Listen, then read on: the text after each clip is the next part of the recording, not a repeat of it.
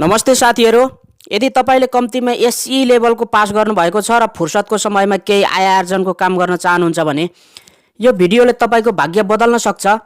अन्त्यसम्म हेरेर साथ दिनुहोला। यो काम गर्न तपाईहरुसँग एसई लेभल पास गरेको एउटा प्रमाणपत्र आवश्यक पर्छ। त्यसैगरी 4 वटा फोटो, नागरिकताको प्रमाणपत्र, बैंकको खाता र रु 1000 रुपैयाँ आवश्यकता पर्छ। यदि तपाईहरुसँग यी माथि उल्लेखित योग्यताहरू छन् भने यो भिडियो तपाईहरुको लागि हो। त्यसकारण सुरुमै भिडियोलाई लाइक गरिदिनुहोस्। त्यसैगरी आगामी दिनमा यस्तै नयाँ आइडियाहरू प्राप्त गर्नको लागि हाम्रो च्यानल गुरुकुल नेपाललाई सब्स्क्राइब गर्न नबिर्सनुहोस्। साथीहरु, तपाईहरु मध्ये कतिपय साथीहरुलाई आफ्नो साथीले इन्स्योरेन्स गर्दिएन, मसँग इन्स्योरेन्स गर्न भनेर कति हैरान गरेका होलान्। भेट्दा कुनै समयमा कुनै अवस्थामा भेट्दाखेरि भेटे नै पछि उसले इन्स्योरेन्सको बखान गर्न छोड्दैन र हर तरहले तपाईलाई इन्स्योरेन्स गर्नको लागि ढिपी गरिरहन्छ। किन यसो गर्छ थाहा छ? तपाईलाई म सुरुमै भनिदिन्छु, तपाईले पहिलो वर्षको जुन प्रिमियम तिर्नुहुन्छ त्यो प्रिमियमको 25% उसको खातामा स्वतः जान्छ। त्यसकारणले गर्दाखेरि तपाईलाई यसरी उसले ढिपी गरिरहेको हुन्छ। यही काम तपाई आफै बीमाको अभिकर्ता बनेर तपाई यही काम गरेर किन त्यो 25% आफै नलिने र अर्को साथीलाई खुवाउने? जानकारीको अभावको कारणले गर्दाखेरि कतिपय हामी साथीहरु अन्योलमा रनभुल्लमा परिरहेका हुन्छौं। यो कसरी गर्ने होला, कहाँ गर्ने होला भन्ने बारेमा 1 लाख रुपैयाँ तपाईले पहिलो वर्षको प्रिमियम तिर्नुभयो भने 25,000 रुपैयाँ त स्वतः तपाईको खातामा आउँछ र फेरि वर्षै पछि तपाईको 10 वर्षसम्म लगातार निश्चित पर्सेन्टको हिसाबले जब इन्स्योरेन्स गर्ने मान्छेले चाहिँ प्रिमियम बुझाउँछ, सर्टेन पर्सेन्ट तपाईको खातामा स्वतः आउँछ। तपाईले केही गरिराख्नै पर्दैन। तपाई विदेशमा जानुहोस् अथवा आफ्नो कुनै व्यापार व्यवसाय गर्नुहोस्, यसो 1-2 जना तपाईले इन्स्योरेन्स गराउनु भएको छ, त्यसपछाडी केही नगरी बस्नुहोस्, त्यति गर्दाखेरि पनि तपाईको पैसा चाहिँ आइराख्छ, 10 वर्षसम्म आउँछ। त्यसकारणले गर्दाखेरि साथीहरु यो फुर्सदको समयमा गर्ने यो भन्दा उपयुक्त र राम्रो कुनै अरु बिजनेस हुन्छ जस्तो मलाई लाग्दैन। साथीहरु, यसको लागि कहाँ जाने, के गर्ने, कसरी गर्ने भन्ने बारेमा तपाईहरुलाई जिज्ञासा उत्पन्न भएको होला। त्यसको बारेमा म तपाईलाई यो भिडियोमा विस्तृत रूपमा जानकारी गराउँदै छु। साथीहरु, मसँग एउटा अनलाइनको समाचार छ। यो इन्स्योरेन्स खबर भन्ने चाहिँ अनलाइन पत्रिकामा आएको समाचार छ।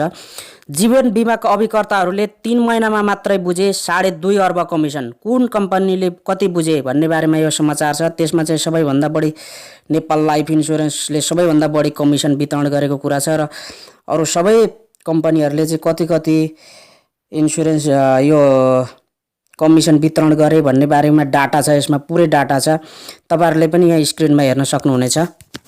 नेपालमा जति पनि जीवन बीमा कम्पनीहरू छन्, यी जीवन बीमा कम्पनीका आफ्नै पोलिसीहरू हुन्छन् र यो पोलिसी अन्तर्गत रहेर ग्राहकहरूलाई जीवन बीमा गराउनको लागि लाइसेन्स प्राप्त व्यक्तिलाई चाहिँ जीवन बीमा अभिकर्ता भनेर भनिन्छ। त्यसको लागि बीमा संस्थानले चाहिँ लाइसेन्स प्रदान गर्छ र वर्ष दिनमा त्यसलाई रिन्यू गर्नुपर्ने हुन्छ। रिन्यू गर्नको लागि जम्मा 200 रुपैयाँ लाग्छ र यो लाइसेन्स लिनको लागि चाहिँ तपाईले 3 दिनको ट्रेनिङ लिनुपर्ने हुन्छ। यो ट्रेनिङ चाहिँ प्रत्येक इन्स्योरेन्स कम्पनीहरूले समय-समयमा प्रोभाइड गरिरहेका हुन्छन्। तपाईले त्यहाँ सम्पर्क गरेर मैले माथि उल्लेख गरेका कागजपत्रहरू लिएर गएर तपाईले त्यहाँबाट चाहिँ ट्रेनिङ लिन सक्नुहुन्छ र त्यो ट्रेनिङ लिइसके पछाडी चाहिँ तपाईलाई लाइसेन्स आउँछ बीमा संस्थानबाट र त्यो लाइसेन्सको आधारमा तपाईले सिकेको 3 दिनसम्म सिकेको ट्रेनिङमा सिकेको कुराहरूलाई आधार मानेर तपाईले आफ्ना छरछिमेकमा रहेका साथीभाइ, इष्टमित्र, आफ्नै परिवारका सदस्यहरूलाई पनि तपाईले इन्स्योरेन्स गराउन सक्नुहुन्छ र इन्स्योरेन्स गराउँदाखेरि जम्मा तपाईलाई चाहिँ कतिको गराउनु भएको छ, जस्तै चाहिँ 10 लाख, 15 लाख, 20 लाख, 1 करोड, 1.5 करोडसम्मको पनि जीवन बीमा गराएको रेकर्डहरू छ र यसरी गराउँदाखेरि कति वर्ष अवधिको गराउनु भएको छ, 15 वर्ष, 20 वर्ष कति गराउनु भएको छ, त्यसको आधारमा चाहिँ तपाईले वार्षिक रूपमा अथवा अर्धवार्षिक, त्रैमासिक कसरी सम्झौता भएको छ, करारमा के उल्लेख भएको छ, त्यसको आधारमा चाहिँ बीमित व्यक्तिले चाहिँ प्रिमियम तिर्नुहुन्छ र यो प्रिमियम तिरेको रकमबाट पहिलो वर्षको रकममा तपाईको 25% चाहिँ पहिलो वर्षको प्रिमियमबाट तपाईको खातामा स्वतः जान्छ। त्यसको लागि तपाईले कहीँ जानु पनि पर्दैन, आफ्नो प्रमाण पेश गरिराख्नु पनि पर्दैन। तपाईले जम्मा बिमा गराउनु भयो तपाईँकोमा 25% रकम आयो। जस्तै कुनै ग्राहकले तपाईँले बिमा गराउनु भएको ग्राहकले चाहिँ जम्मा 1 लाख रुपियाँ प्रिमियम गएर तिर्नुभयो भने, इन्सुरेन्समा गएर तिर्नुभयो भने तपाईँको खातामा स्वतः 25,000 रुपियाँ आउँछ। 25,000 रुपियाँ एउटा इन्सुरेन्स गराए बापत आफ्नो खातामा आउनु भनेको चान्चुने कुरा होइन साथीहरू। त्यसै गरी दोस्रो वर्षको प्रिमियमबाट तपाईँलाई 15% आउँछ। त्यसको मतलब दोस्रो वर्ष ग्राहकले चाहिँ 1 लाख रुपियाँ प्रिमियम बुझाउनु भयो भने तपाईँको खातामा 15,000 आउने भयो। र त्यस पछाडि 10 वर्षसम्म 5% को हिसाबले चाहिँ तपाईँको खातामा कन्टिन्यू रूपमा चाहिँ कमिसन आइराख्छ र तपाईँले एकचोटि बिमा गराइदिइसकेपछि 10 वर्षसम्म लगातार आम्दानी भइराख्ने भयो। तपाईँले त्यसको लागि केही गरिराख्नु परेन। अब खेतीपाती गर्नु पर्यो भने त्यसमा चाहिँ गोडमेल गर्नुपर्छ, पानी हाल्नुपर्छ, रेखदेख गर्नुपर्छ, रोग व्याधि लाग्ला किट केही होला भन्ने पिर लिइराख्नु पर्ने भयो। कुनै पनि व्यवसाय गर्दाखेरि यति सजिलो व्यवसाय, यति सजिलो गरी आम्दानी हुने, त्यो पनि वैधानिक हिसाबले, कानुनी हिसाबले गर्न सकिने अरू कुनै व्यवसाय हुन्छ जस्तो लाग्दैन साथीहरू। मसँग अनलाइन मिडियामा आएका बिमा अभिकर्ता सम्बन्धी केही समाचारहरू छन्, म तपाईँलाई यहाँ स्क्रिनमा देखाउन चाहन्छु। राष्ट्रिय बिमा संस्थानबाट अभिकर्ता बनेकी अम्बिका युनियन लाइफमा जम्दै भन्ने एउटा चाहिँ समाचार छ।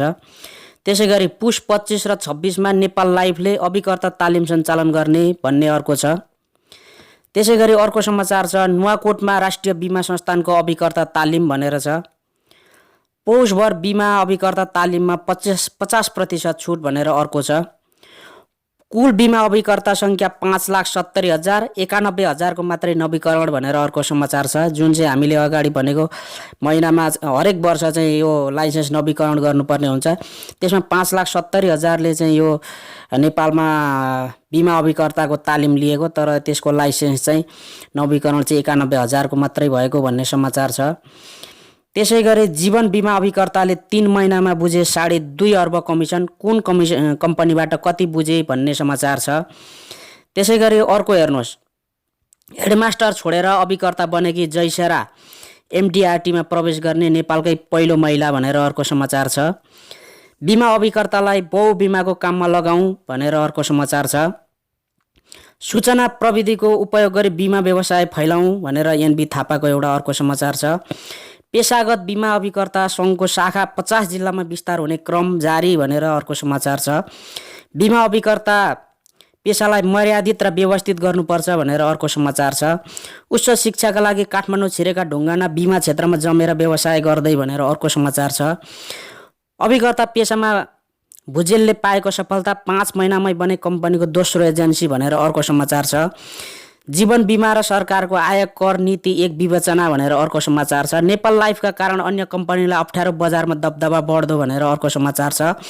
आफ्नै बिमा गरेर अभिकर्ता बनेकी निर्मलाको उत्साह भनेर अर्को समाचार छ। ऋण लिएर बिमा अभिकर्ता प्रमाणपत्र, अभिकर्ता पेसाबाटै आत्मनिर्भर भनेर अर्को समाचार छ। त्यसै गरी यहाँ तपाईँले स्क्रिनमा देख्नुहुन्छ धेरै अनगिन्ती समाचारहरू छन्। त्यस कारणले गर्दाखेरि यो कानुनी रूपमै गर्न सकिने व्यवसाय हो साथीहरू। बिमा ऐन 2049ले को अधीनमा रहेर यी सबै कामहरू हुन्छन्। त्यसमा चाहिँ कुनै ठगिने अथवा चाहिँ यो कुनै इलिगल हो कि भनेर डराउनु पर्ने त्यस्तो केही छैन। र साथीहरूले यो भिडियोलाई आधार मानेर इन्टरनेटमा सर्च गरेर अथवा चाहिँ इन्सुरेन्स कम्पनीहरूमा गएर बिमा अभिकर्ता सम्बन्धी अझ डिटेलमा बुझ्न पनि सक्नुहुन्छ। त्यसो गर्नुभयो भने तपाईँले आफ्नो जीवनमा थोरै मात्रै भए पनि पार्ट टाइम काम गरेर आय आर्जन गरी आफ्नो जीवनलाई चाहिँ सरल र सहज बनाउन यो भिडियोले सहयोग पुग्नेछ भन्ने विशेष अपेक्षा लिएको छु।